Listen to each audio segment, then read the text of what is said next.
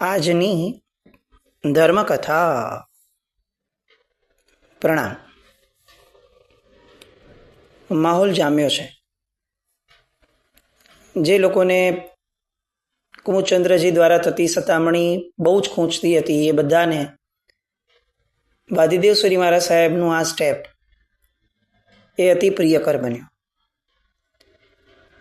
જે લોકોને વાદીદેવ શ્રી મહારાજ સાહેબની ધીરજ, વાદીદેવ શ્રી મહારાજ સાહેબની પીડતા, વાદીદેવ શ્રી મહારાજ સાહેબની શાંતિ, આ બધું પણ ખૂંચતું હતું. એ બધા માટે પણ વાદીદેવ શ્રી મહારાજ સાહેબનું આ પગલું એ બહુ જ આવકાર્ય બન્યું.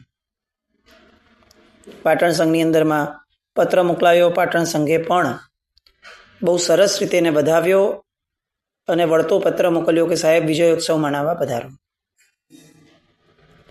હવે પત્ર લઈને માણસ રાજનગર આવે છે. આચાર્ય ભગવાન શ્રી સંઘના પત્રને નમસ્કાર કરે છે અને પછીથી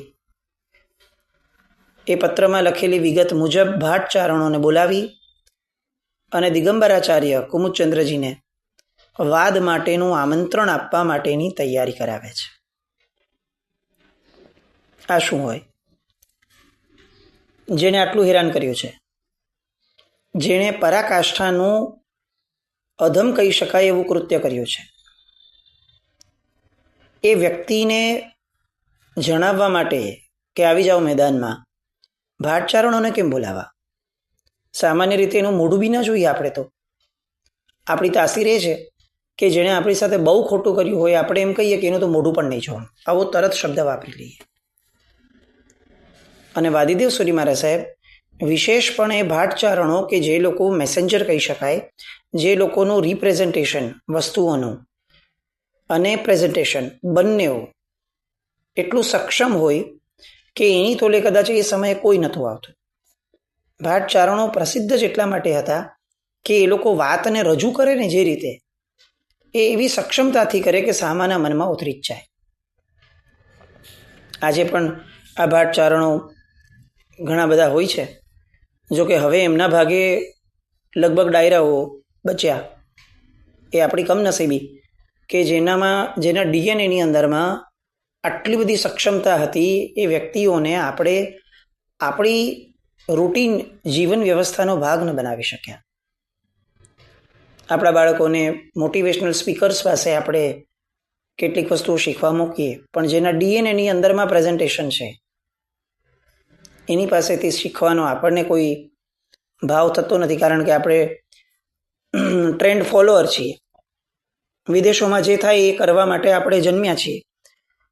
આપણને આપણા દેશ, આપણી સંસ્કૃતિ, આપણા લોકો, એનું ગૌરવ તો આમ પણ કોઈ દિવસ શીખવવામાં જ નથી આવ્યો, તો અંદર ક્યાં હોવાનું?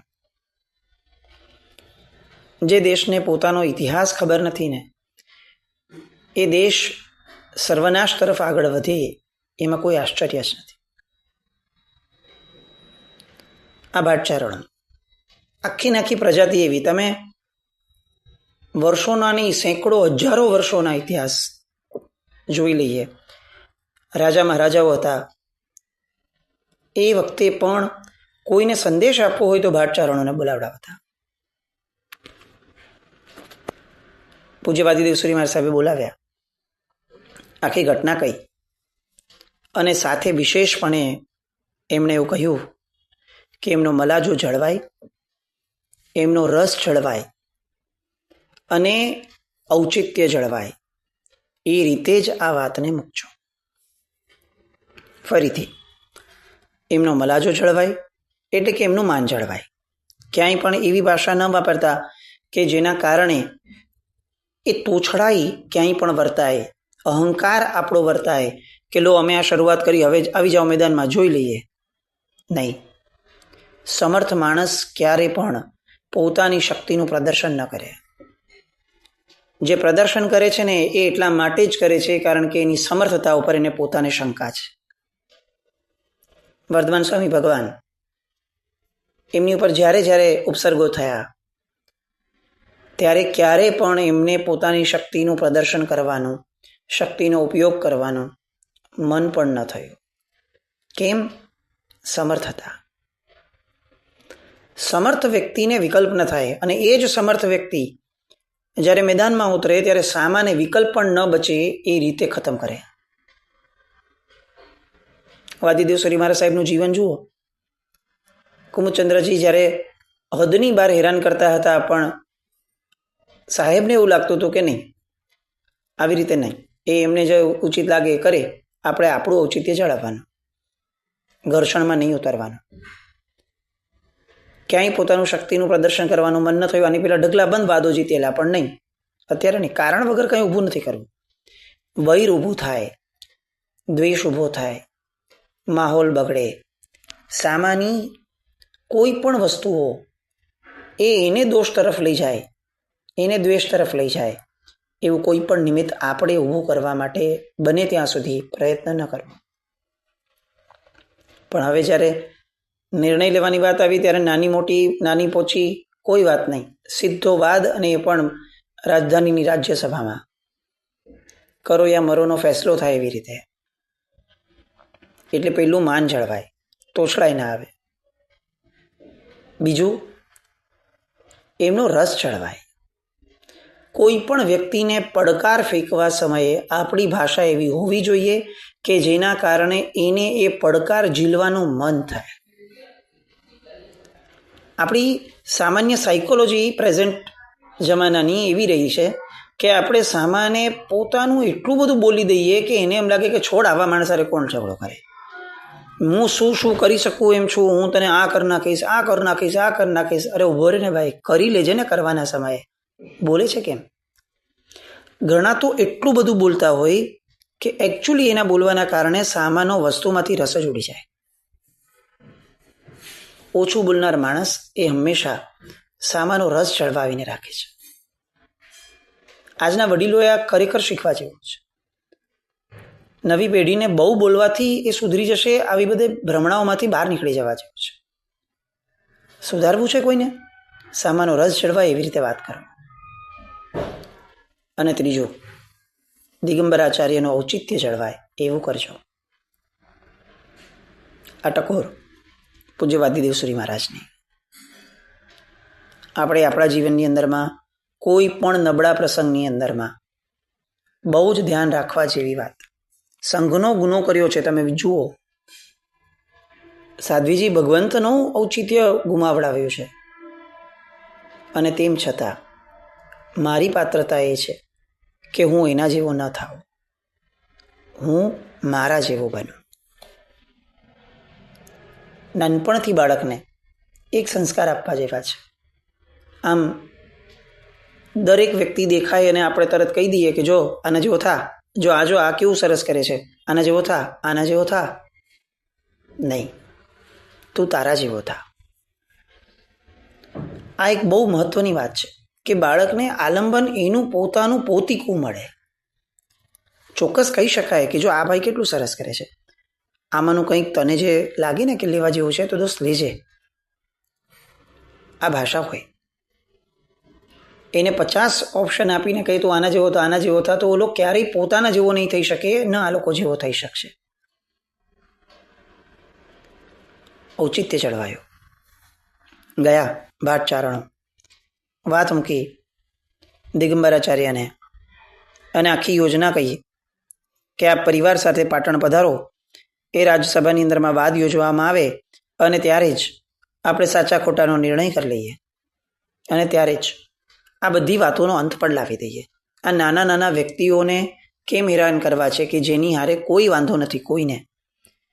કેમ દ્વેષ ઊભો થાય, વૈર ઊભો થાય સંઘની અંદરમાં? એવી રીતે સંઘનો માહોલ બગાડવો છે. પધારો, બે સક્ષમ વ્યક્તિઓ ભેગા થઈ અને નિર્ણય લઈ લઈએ અને સમાજને દૂષિત થતા અટકાવીએ.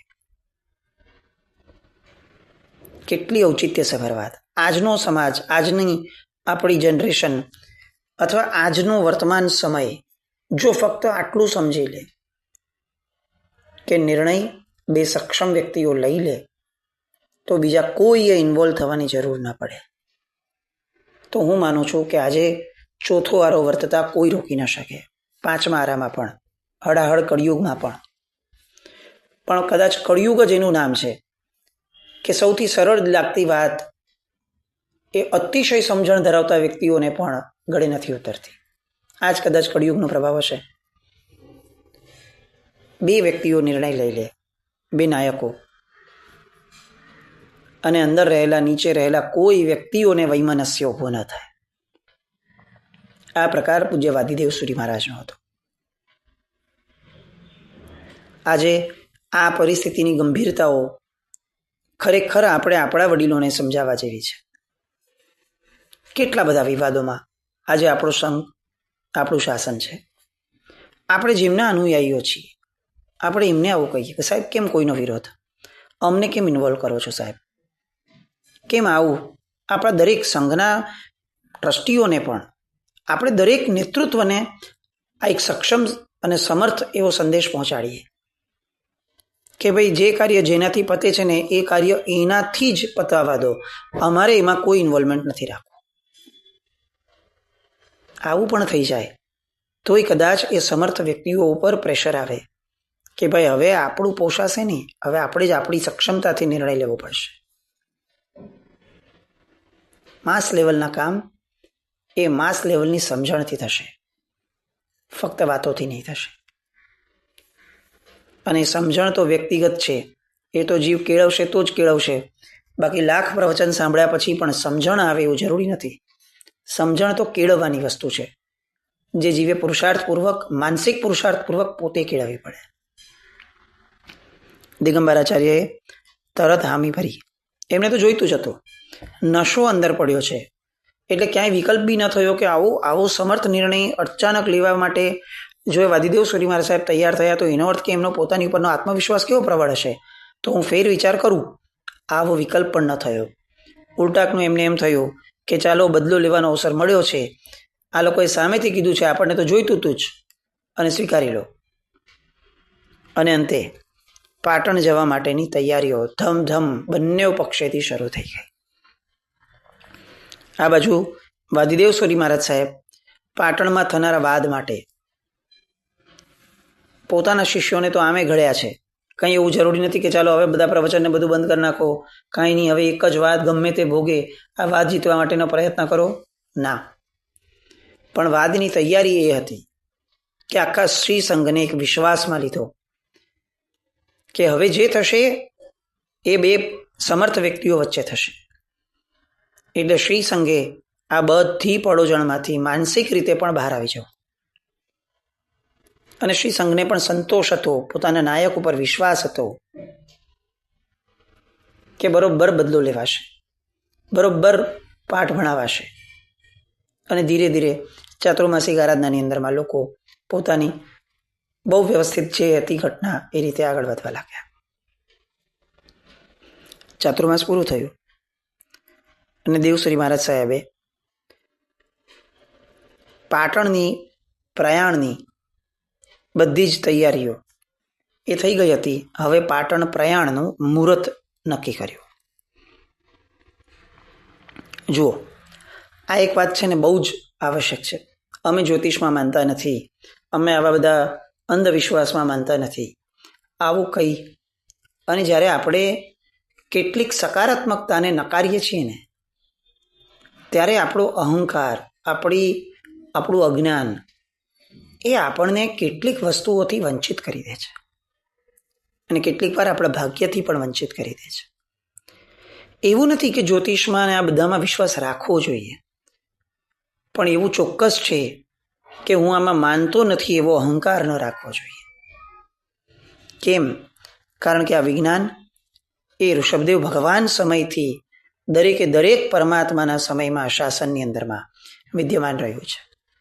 એટલી હદ સુધી આગમની અંદરમાં રહ્યું છે કે કોઈ પણ આચાર્ય ભગવંતને આચાર્ય પદવી લીધા પછીથી પહેલાથી આ બધા જ વિષયો એનું જ્ઞાન મેળવવું એ આવશ્યક ગણ્યું છે.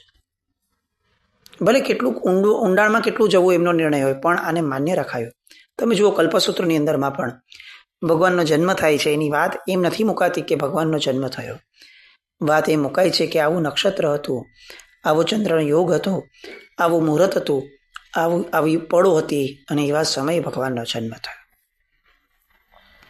આ બધું સૂચક છે. જમાનાવાદમાં, વિજ્ઞાનવાદમાં એટલા બધા આપણે મંદ ન થઈ જઈએ કે આપણી પોતાની પરંપરાઓ, આપણા પોતાના આગમો અને આપણા ભગવાનની વાતો, એમાં જેનું મહત્વ દર્શાવાયું છે એનો વિરોધ કરીએ. મુહૂર્ત તો જોયું એમણે, કારણ કે બહુ મોટું કામ હતું અને આટલા મોટા કામ માટે જતા વખતે કોઈ પણ પ્રકારની ગફલત ન ચાલે. જેમ તૈયારીઓ પૂર્ણ હોવી જોઈએ એમ કાળ પણ પૂર્ણ હોવો જોઈએ. શું મુહૂર્ત જોયું. અને ગ્રંથોની અંદરમાં એક કુંડળી, એમના પ્રયાણ સમયની કુંડલી, એ કુંડલીનું પણ આલેખન થયું છે. 12મા સ્થાનમાં કેતુ હતો, પહેલા સ્થાનમાં સૂર્ય હતો, 7મા સ્થાને ચંદ્ર હતો, 6ઠ્ઠા સ્થાને રાહુ હતો. એવી કુંડલી કે જે કુંડલીની અંદરમાં વિજય મેળવવો, આ ધર્મ કાર્યની અંદરમાં વિજય મેળવવો, એ બહુ સહજ રીતે સ્પર્શતું અને સ્પષ્ટ દેખાતું હતું. એવું મુહૂર્ત નીકળ્યું. અને એવા મુહૂર્તની અંદરમાં શ્રી સંઘના ઉલ્લાસ વચ્ચે સૌથી મોટું શુકન, શ્રી સંઘનો ઉલ્લાસ, એ શુકન પણ એમને બહુ જ સરસ રીતે મળ્યું. બધાની શુભેચ્છાઓ મળી, શુભમંગલ કામનાઓ મળી. આકાશમાંથી ચાશ પક્ષી દ્રષ્ટિગોચર થયો, જે સૌથી સારું શુકન ગણાય.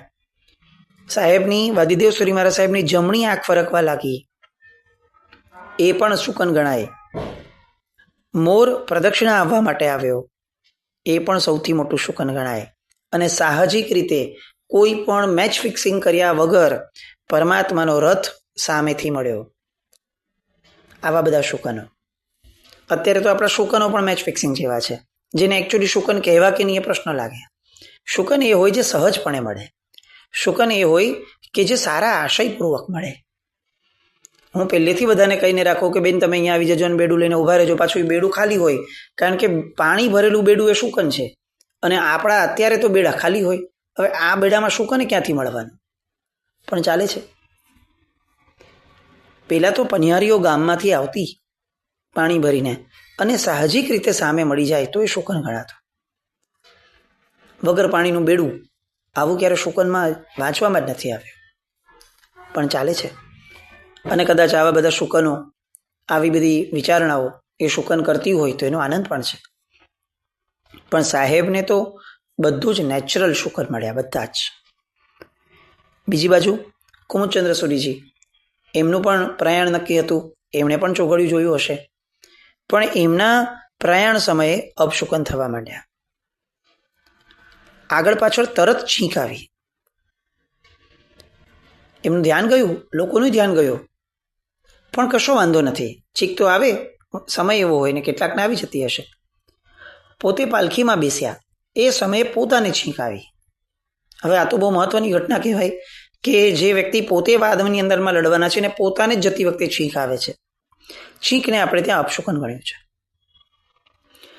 ઘણા બધા કારણો હશે, પણ મૂળ કારણ છીંક એ આપણે જેટલી સરળતાથી લઈએ છીએ ને એટલી સરળ ઘટના છે નહીં. એ અંદરથી એટલો મોટો, એટલો ફોર્સફુલ આવેગ ઊભો થાય કે જેને બહાર કાઢવા માટે શરીરે સીધું સહસા અચાનક જ શરીરે એકદમ મોટા વેગથી બહાર કાઢવું પડે એ કચરાને. અને કાઢવા સમયે ક્યાંય પણ શરીરની અંદરમાં જો ત્રુટી રહી જાય તો માણસ મરી પણ શકે, એટલો મોટો ફોર્સ હોય છે. એટલે શારીરિક વ્યાધિની બહુ મોટી શક્યતા છીંકમાં છે. બગાસામાં ક્યારેય નથી. એટલે બગાસાને અપશુકન નથી કીધા, છીંકને અપશુકન કીધું. કેમ? કારણ કે એટલા ફોર્સથી નીકળે છે. મે બી આ બાયોલોજીકલ રીઝન છે, બીજા પણ રીઝનો હશે જ. હવે એમને પોતાને છીંક આવી, પણ એમણે એમ કીધું કે એમાં શું, મારા જેવા સમર્થ જ્ઞાની વ્યક્તિને આવી બધી વાતોથી કે આવા બધા વહેમની અંદરમાં રહેવું ના જોઈએ. કાંઈ નહીં, છીંક તો સારી, ચાલો બીજા 2-3 જણ છીંક ખાઓ. 2-3 જણની આવી ગઈ છે, બધું મળીને છીંક થઈ ગઈ, કશો વાંધો નથી. સામેથી કાળો નાગ વચ્ચે થઈને પસાર થયો. આ બાજુ મોર આવેલો, આ બાજુ નાગ આવ્યો. વાદીદેવ સુરી મહારાજ સાહેબને મોરના શુકન થયા, પણ આ કાળો નાગ આવ્યો, અપશુકન થયા. જેને શુકન શાસ્ત્રની અંદરમાં ભયંકર અપશુકન કહી શકાય એવું બધું જ કુમુદચંદ્રજીને થયું. પણ તેમ છતાં અહંકાર એવી વસ્તુ છે કે બધું જ જ્ઞાન હોવા છતાં એ વસ્તુની અનદેખી કરે. નજર સામે દેખાય છે કે આ બધા ઈંધાણો નબળા છે, પણ મન સ્વીકારવા તૈયાર નથી થતું, કારણ કે મન એવું માને છે કે મારાથી વધુ જ્ઞાની કોણ હોવાનું. આ બધા શુકનોથી અંજાઈ જાય એમાંનો હું નહીં, હું તો આ બધા કરતાં ઊંચો છું ભાઈ. અને પ્રયાણ થયું. પાટણ તરફ બંને જણા નીકળ્યા છે. અને હવે પાટણ પ્રવેશ કેવો હશે?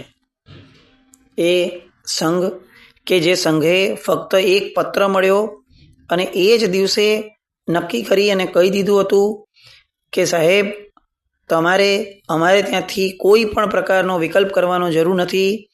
300 શ્રાવક 700 શ્રાવિકાઓ રોજના એમ્બિલ તપ કરશે. એ સંઘ વિજયોત્સવ માટે જે મહિનાઓ પહેલાથી તૈયાર થઈ ગયો હતો, એ સંઘ હવે જ્યારે ખરેખરો પ્રસંગ આવવાનો છે અને એ ઉત્સવ માટેનો મુખ્ય પ્રવેશ થાય છે, એ સમયે આ પ્રવેશનું સામયું કેવું કરે એની વાતો. અને પાટણમાં પહોંચ્યા પછીથી આખીને આખી ઘટના કઈ રીતે ઊંધી ચત્તી થતી દેખાશે. કયું રાજકારણ